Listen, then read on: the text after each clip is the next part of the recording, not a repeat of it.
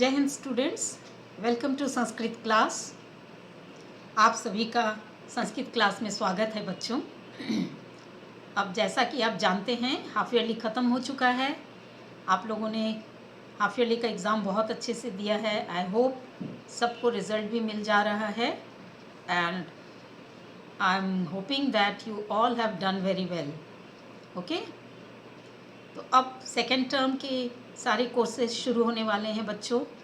आप लोगों को पता होना चाहिए और मैं आशा करती हूँ कि आज आप अपनी उत्तर पुस्तिका पाठ्य पुस्तक के साथ तैयार हैं क्लास अटेंड करने के लिए। तो बच्चों देखिए, आज मैं शुरू करने वाली हूँ नया जो चैप्टर है आपके पाठ्यक्रम के अनुसार, वह है वसंत ऋतु। ठीक है, तो आप अपने पाठ्य पुस्तक में से ये चैप्टर निकालिए, वसंत ऋतु, और उसे ध्यान से देखिए। ठीक है बच्चों,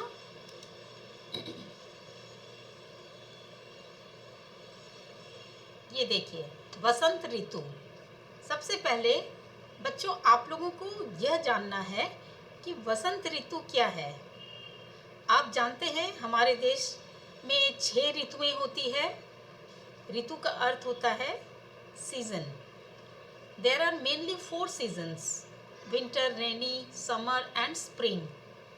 परंतु भारतीय मान्यता के अनुसार, भारतीय परंपरा और यहाँ की भौगोलिक मान्यता के अनुसार यहाँ 6 ऋतुएं मनाई जाती है। ठीक है, उसमें से वसंत ऋतु जो होता है वो बहुत ही मुख्य होता है, क्योंकि ये एक ऐसा समय होता है। सबसे पहले आप ये भी जान लीजिए कि वसंत ऋतु में ये जो ऋतु है ये किस महीने में आता है। ये फरवरी, मार्च और अप्रैल 3rd वीक तक ये ऋतु चलता है, ये सीज़न चलता है, जिसे कि स्प्रिंग सीज़न कहते हैं। और इस ऋतुओं के मुख्य त्यौहार क्या क्या होते हैं बच्चों? इस ऋतु के मुख्य त्यौहार होते हैं वसंत पंचमी और होली। ये फेस्टिवल हम लोग वसंत ऋतु में मनाते हैं। बच्चों, वसंत को ऋतुओं का राजा कहा जाता है, ऋतुराज भी इनको कहा जाता है। क्यों कहा जाता है? क्योंकि वसंत वह समय है जब शीत ऋतु अर्थात जाड़े का मौसम, उसकी जो अंधेरी रात होती है वो खत्म हो जाती है और आकाश पर, क्षितिज पर प्रकाश दिखने लगता है।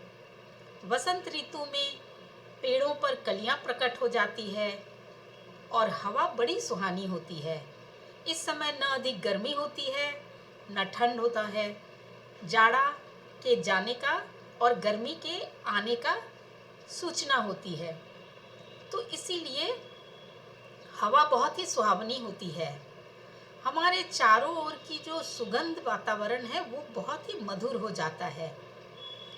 इस ऋतु के आनंद और उल्लास से हमें कुछ कुछ उस आध्यात्मिक आनंद का आभास होता है जब हमारी आत्मा का मिलन प्रभु से होता है। कहने का तात्पर्य यह है कि ये मौसम इतना सुहावना होता है कि सभी के मन में एक आनंद और आनंद प्रस्फुटित होता रहता है। बच्चों, मौसम जो है हमारे मानसिक स्तर को भी इफ़ेक्ट करता है। जब मौसम सुहाना होता है, प्लेजेंट होता है, तो हम मन से भी आनंदित अनुभव करते हैं। तो इसीलिए और इस मौसम में वसंत पंचमी, होली का त्यौहार बहुत अच्छे से मनाया जाता है। श्री कृष्ण को झूले में बैठा के और वह जो भगवान जी है, ठाकुर जी है, उनको भी रंग से रंगा जाता है और फिर हर्षोल्लास के साथ यह जो त्यौहार है मनाया जाता है। वो इस ऋतु में ही ये संभव हो पाता है। तो इस प्रकार से हम देखेंगे कि वसंत ऋतु के बारे में संस्कृत में क्या क्या बताया गया है। बच्चों, आप देखिए ध्यान से, इस पाठ में क्या क्या विशेष व्याकरण से संबंधित जो टॉपिक है वो आए हैं।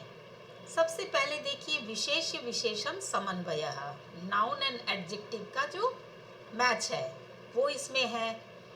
उकारांत शब्द रूप है मधु, ऋतु। आप लोग अकारांत, आकारांत, इकारांत ये सब पढ़े हैं, नदी, धेनु। तो इसमें उकारांत शब्द रूप का प्रयोग हुआ है और अव्यय शब्दों का प्रयोग हुआ है। अव्यय शब्द भी आपने पढ़ा है। इसमें इन शब्दों का, अव्यय शब्दों का प्रयोग हुआ है। मंदम, शीघ्रम, सर्वतः, उपरि उपरि, प्रति, इस प्रकार से इन अव्ययों का प्रयोग हुआ है।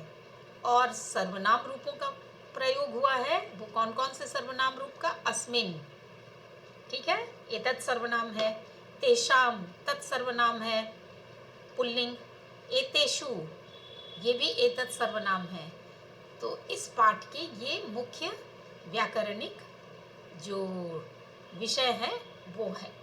अब आगे देखते हैं। आप देखिए, चित्र देखिए, चित्र से ही समझ में आ जाता है कि मौसम कितना सुहावना होता है। इस समय पेड़ पौधे खिले खिले होते हैं, रंग बिरंगे फूल खिलते हैं, तितलियां उड़ती है, मौसम बहुत ही सुहावना, बहुत ही खुशगवार होता है।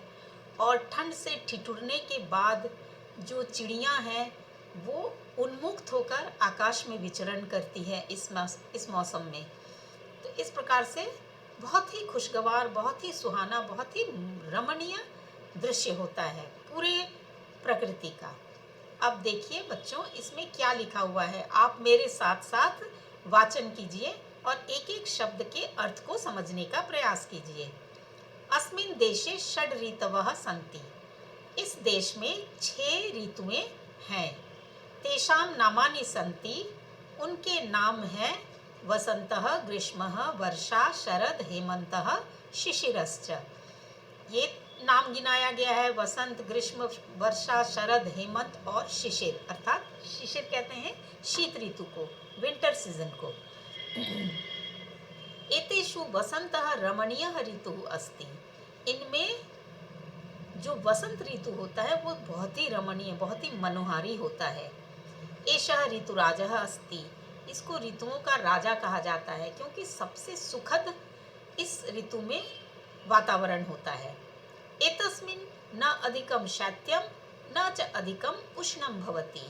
इसमें अर्थात इस ऋतु में न तो अधिक ठंड होती है और न ही अधिक गर्मी होती है। नातिशीतोष्ण कहा जाता है, न अति शीत न अति उष्ण, अर्थात न अधिक ठंड न अधिक गर्मी। इसीलिए ये बहुत ही सुहाना मौसम कहा जाता है। वसंत ऋतु को लेकर कवियों ने कितनी कविताएं लिखी है, लेखकों ने कितने लेख लिखे हैं। तो ये ऋतु सबको प्रिय है। वसंते मंदः समीरः वहति। वसंत में क्या होता है? मंदः अर्थात धीरे, समीरः अर्थात हवा, वायु। धीरे धीरे बहुत ही हल्की सी ठंडी हवा बहती है। वृक्षाः शीघ्रं विविधैः पुष्पैः आच्छादिताः भवन्ति। पेड़ क्या होता है? धीरे, जल्दी ही विविध प्रकार के, भिन्न भिन्न प्रकार के फूलों से भर जाते हैं। पेड़ों में इस समय सब पतझड़ के बाद जो नया मौसम आता है, ये यही मौसम होता है जिसमें कि नए पत्ते खिलते हैं, नए कोपलें आती हैं।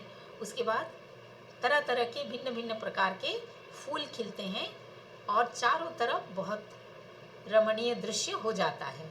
पुष्पेभ्यः मधु स्रवति। फूलों से क्या होता है? शहद गिरता है। भ्रमराः मधु गिरता है, जिस मधु को भौरे लेते हैं। इसीलिए इसको तो अभी शहद नहीं कहेंगे, अभी इसको मधु कहा जाता है, जिसको भौरा ले जाकर अपने बीहाइव में रखकर फिर वो शहद पैदा करती है। तो फूलों से इस समय मधु झरता है। भ्रमराः मधुने पुष्पम अधितिष्ठन्ति। और भौरे क्या करता है? भौरे क्या करती है? वो मधुओं से, फूलों से मधु को लेकर उसके ऊपर वो अधिष्ठान करती है, अर्थात फूलों पर बैठकर वो शहद को ग्रहण करती है। मधुम विना ते न गुंजन्ति।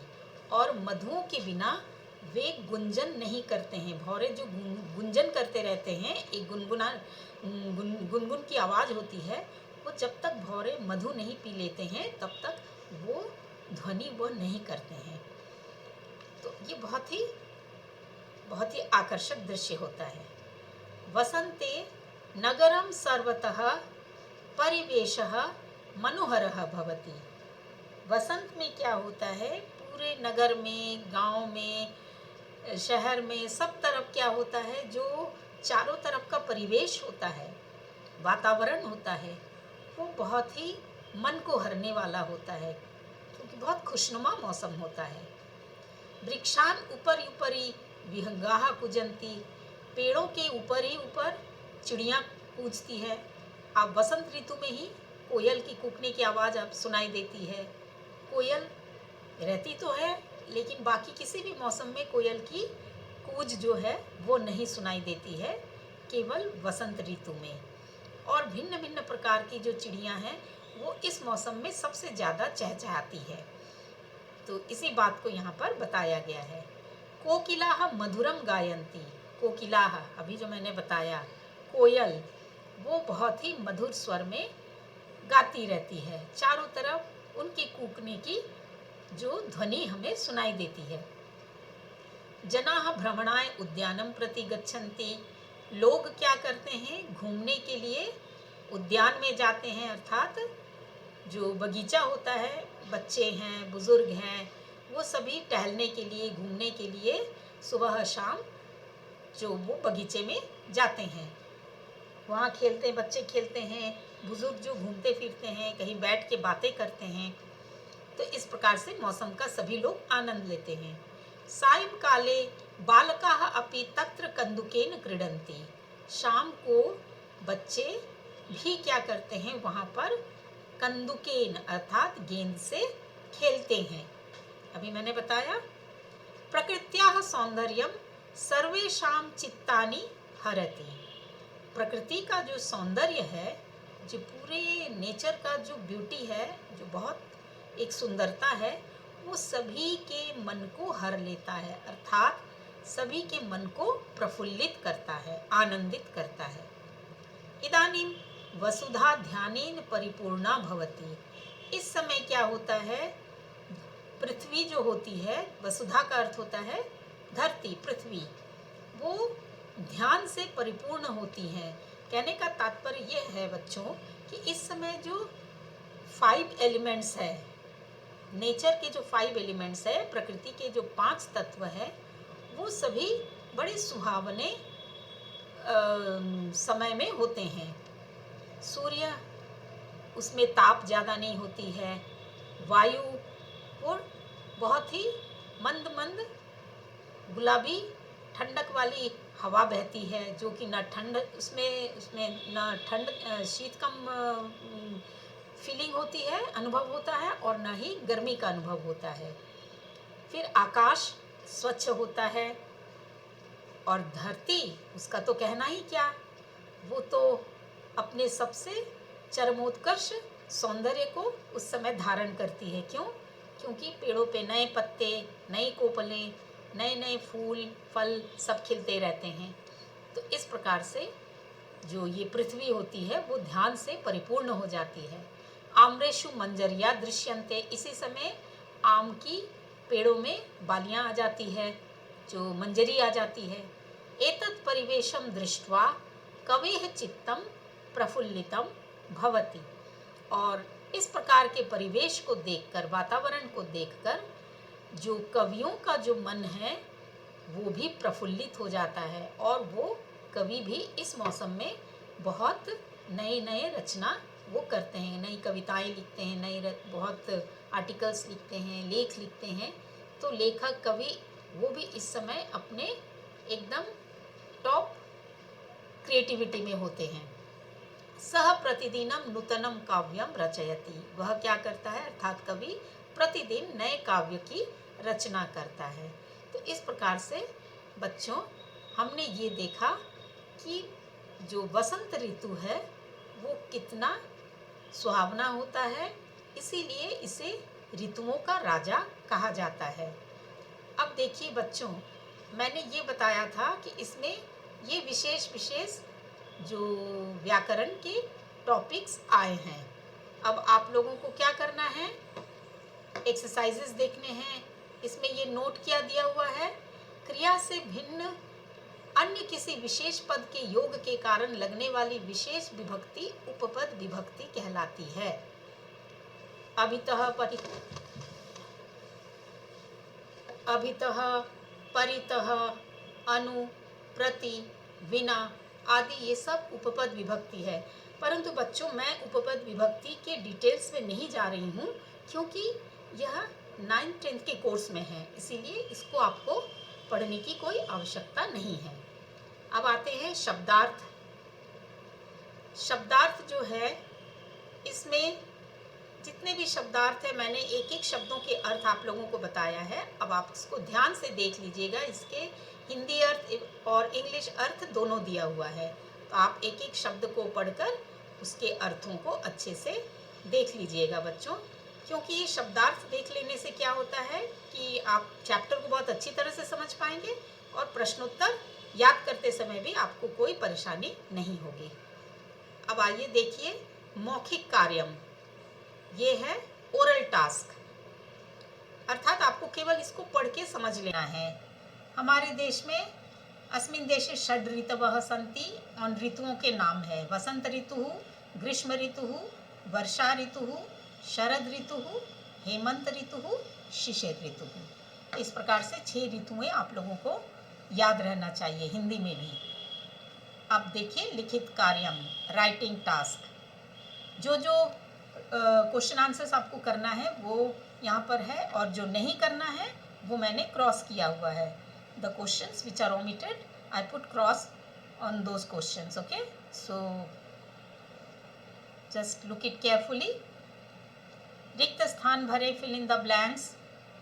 बच्चों, फिर मैं आप लोगों को रिमाइंडर दे रही हूँ कि इसमें ज़रूरी नहीं है कि सारे रिक्त स्थान में मंजूषा के शब्द रहें, इसीलिए आपको बहुत ध्यान से देखना है। वसंतः ऋतु अस्ति, वसंतः रमणीयः ऋतु अस्ति, वसंत रमणीय ऋतु है। वसंते मंदः वहति, वसंत में क्या होता है, धीरे धीरे हवा बहती है, तो क्या हो जाएगा, समीरः। समीर का अर्थ होता है हवा, वायु। पुष्पेभ्यः स्रवति, पुष्प फूलों से क्या झरते हैं, मधु, मधु झरते हैं। वृक्षान उपरि कूजन्ति, पेड़ों के ऊपर कौन कूदते हैं, खगाः। विहंगाः भी लिख सकते हैं, वो खगा विहंगा ये सब चिड़ियों के ही समानार्थी शब्द है। तो पेड़ों के ऊपर क्या होता है, चिड़ियाँ कूदती है। बालकाः कंदुकेन, बालकाः कंदुकेन क्रीडन्ति, बच्चे किससे खेलते हैं, गेंद से खेलते हैं। ठीक है, तो ये हो गया बच्चों। क्वेश्चन नंबर 2 है मेलनम कुरुत, मैच देम। विशेषण और विशेष्य, एडजेक्टिव एंड नाउन। तो ये एडजेक्टिव है, विशेषण। अब ये विशेष्य है। सबसे पहले है ऋतुराजः, किसको कहते हैं ऋतुराज, वसंत को, वसंतः।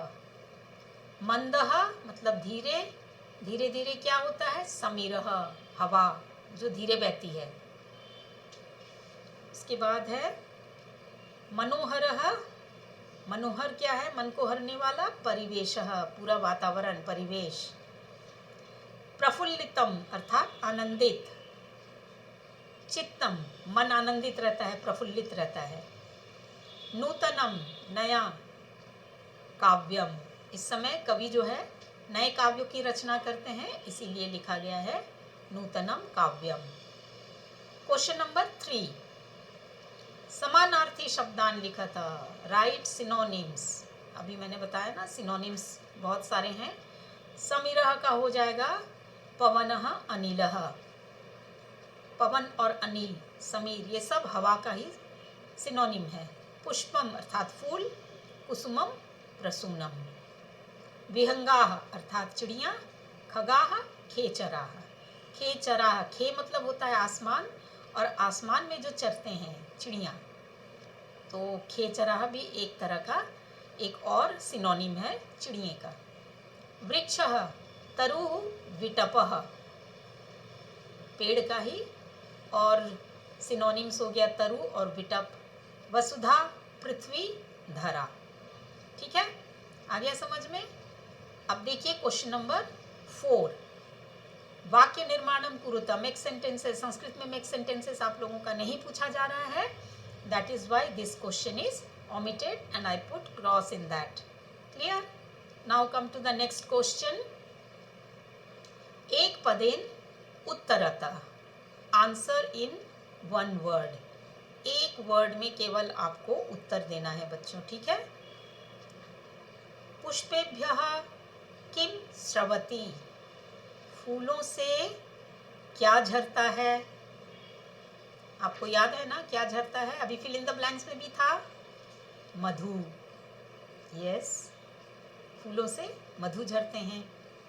उसी मधु को भौरे क्या करते हैं, जो बीज होते हैं वो उसमें बैठते हैं और उसको लेके फिर वो अपने बीहाइव बनाते हैं। भौरे भी गुंजन करते हैं मधु पीने के बाद। काह मधुरम गायंती, कौन मधुर मीठे स्वर में गाती हैं। कोकिलाह, कोयल इसी मौसम में बहुत ही मीठे स्वर में गान करती है। जनाः भ्रमणाय कुत्र गच्छन्ति, लोग घूमने के लिए कहाँ जाते हैं। उद्यानम, उद्यान में, बगीचे में जाते हैं। बच्चे जाते हैं, बूढ़े जाते हैं, बुजुर्ग लोग भी जाते हैं, टहलते हैं, घूमते हैं, ठंडी हवा जो मौसम का जो आनंद है वो लेते हैं, ऑक्सीजनेटेड करते हैं अपने आप को, और अपने हल्के फुल्के व्यायाम भी करते हैं सब लोग। इस प्रकार से अपने स्वास्थ्य की भी रक्षा करते हैं। तो यहाँ जरा लोग घूमने के लिए कहाँ जाते हैं, उद्यानम। कह काव्यम रचयति, कौन काव्य की रचना करता है। कवि, इस समय कवि जो है नए नए काव्यों की रचना करते हैं, क्योंकि वो अपने एकदम ऑप्टिमम क्रिएटिव थिंकिंग में होते हैं कवि। मौसम उनको इतना असर करता है कि इस समय वो नए नए काव्यों की रचना कर सकते हैं। बालकाः कुत्र कन्दुकेन क्रीडन्ति, बच्चे कहाँ पर गेंद से खेलते हैं। बगीचे में, उद्याने। आ गया समझ में। तो इस प्रकार से हो गया बच्चों एक पदेन उत्तरतः। अब आगे देखते हैं। अधोलिखितानां शब्दानां विभक्तिं वचनं च लिखत। Write the inflection and number of the words written below. ये जो शब्द हैं ये कौन सी विभक्ति में है और कौन से वचन में है, ये आपको लिखना है। देशे, बालके की तरह, सप्तमी विभक्ति एक वचन। तेषाम, तत्सर्वनाम है पुल्लिंग। तस्य तयोः तेषाम, आ गया समझ में, तो षष्ठी विभक्ति बहुवचन। एतेषु, तेषु एतेषु, ये तत् हो गया और ये एतत् सर्वनाम हो गया। ये हो गया सप्तमी विभक्ति बहुवचन। ठीक है बच्चों, आ रहा है समझ में। एतस्मिन, तस्मिन, एतस्मिन, ये सब सर्वनाम है। ये भी हो गया सप्तमी विभक्ति एक वचन। कवेः, इकारांत शब्द है, कवि शब्द, मुनि की तरह। मुने, मुन्यो, मुनि नाम होता है, उसी प्रकार से कवेः। पंचमी और षष्ठी दोनों विभक्ति होती है एक वचन में। ठीक है।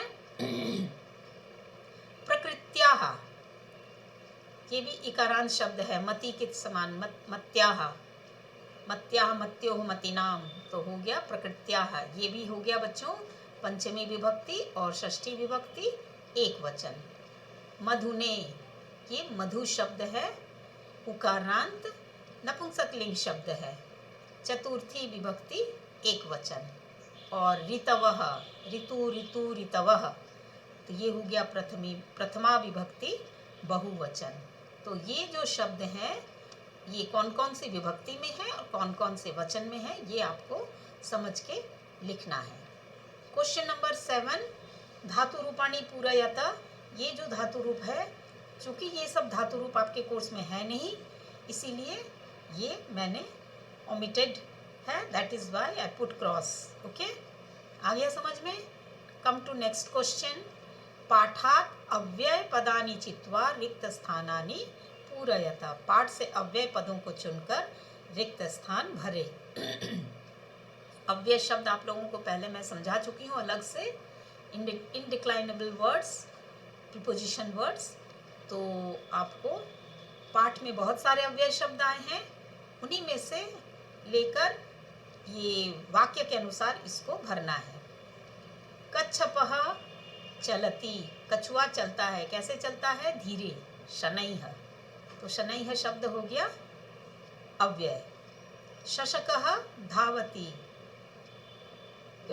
खरगोश दौड़ता है, कैसे दौड़ता है? तेज दौड़ता है, तो हो गया तीव्रम, ये भी अव्यय शब्द हुआ।